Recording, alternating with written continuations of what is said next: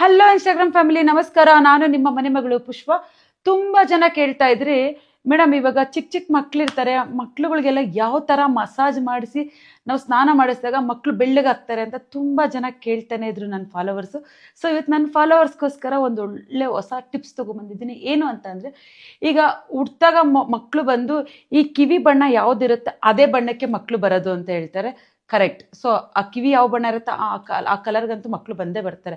So ಅದಕ್ಕೂ ಹೆಚ್ಚಾಗಿ ನೀವೇನೋ ಒಂದು ಸ್ವಲ್ಪ ನಾವು ಮಕ್ಳನ್ನ ಗ್ಲೋ ಬರೋ ಥರ ಮಾಡಬೇಕು ಅನ್ನೋದಕ್ಕೋಸ್ಕರ ಒಂದು ಒಳ್ಳೆ ಮನೆ ಮದ್ದು ಹೇಳ್ತಾ ಇದ್ದೀನಿ. ಏನು ಅಂತ ಅಂದರೆ, ಮಕ್ಕಳಿಗೆ ಈಗ ನೀವು ಮಸಾಜ್ ಮಾಡೋದಕ್ಕೆ ಜಾನ್ಸನ್ ಬೇಬಿ ಆಯಿಲ್ ಆಗಲಿ, ಹಿಮಾಲಯ ಆಯಿಲ್ ಆಗಲಿ, ಯಾವ ಆಯಿಲು ಬೇಡ. ಜಸ್ಟ್ ನೀವೇನು ಅಂದರೆ ಕಡಲೆ ಹಿಟ್ಟು ಬರುತ್ತಲ್ಲ, ಸೊ ನೀವು ಈಗ ಬೋಂಡಾ ಬಜ್ಜಿ ಎಲ್ಲ ಮಾಡೋದಕ್ಕೆ ಯೂಸ್ ಮಾಡಿರ್ತೀರ ಕಡಲೆ ಹಿಟ್ಟು. ಸೊ ಆ ಥರ ಒಂದು ಕಡಲೆ ಹಿಟ್ಟನ್ನ ತೊಗೊಳ್ಳಿ. ಕಡಲೆ ಹಿಟ್ಟಿಗೆ ಬಂದು ಪ್ಯೂರ್ ತುಪ್ಪ ಹಾಕೋಬೇಕು. ಹಸುವಿನ ದೇಸಿ ತುಪ್ಪ ಹಾಕಿ, 1-2 ಸ್ಪೂನ್ ಹಸುವಿನ ದೇಸಿ ತುಪ್ಪ ಹಾಕಿ ಆ ಕಡಲೆ ಹಿಟ್ಟನ್ನ ಚೆನ್ನಾಗಿ ಕಲಿಸ್ಕೊಂಡು ಮಗು ಬಟ್ಟೆ ಫುಲ್ಲು ರಿಮೂವ್ ಮಾಡಿ ಆ ಮಗುಗೆ ಆ ಕಡಲೆ ಹಿಟ್ಟು ತುಪ್ಪ ಹಾಕಿರೋ ಒಂದು ಮಿಶ್ರಣ ತಗೊಂಡು ಚೆನ್ನಾಗಿ ಮಸಾಜ್ ಮಾಡಬೇಕು. ಸೊ ಕೈ ಆಗಲಿ, ಕಾಲಾಗಲಿ, ಸೊ ಹೋಲ್ ಬಾಡಿ ಆಗಲಿ, ಫೇಸ್ ಆಗಲಿ, ಚೆನ್ನಾಗಿ ಆ ಕಡಲೆ ಹಿಟ್ಟು ತುಪ್ಪದಿಂದ ಚೆನ್ನಾಗಿ ಮಸಾಜ್ ಮಾಡಬೇಕು. ಚೆನ್ನಾಗಿ ಮಸಾಜ್ ಮಾಡಿ ನೀವು ಒಂದು 3/4 ಅವರ್ ಬಿಡ್ಬೇಕು ಮಕ್ಳನ್ನ. 3/4 ಅವರ್ ಬಿಟ್ಟು ಆಮೇಲೆ ನೀವು ಸ್ನಾನ ಮಾಡಿಸಿ ಇದೇ ತರ 1 ತಿಂಗಳು ಮಾಡ್ರಿ. ಯಾಕ್ರಿ ಮಕ್ಳು ಕಲರ್ ಬರಲ್ಲ?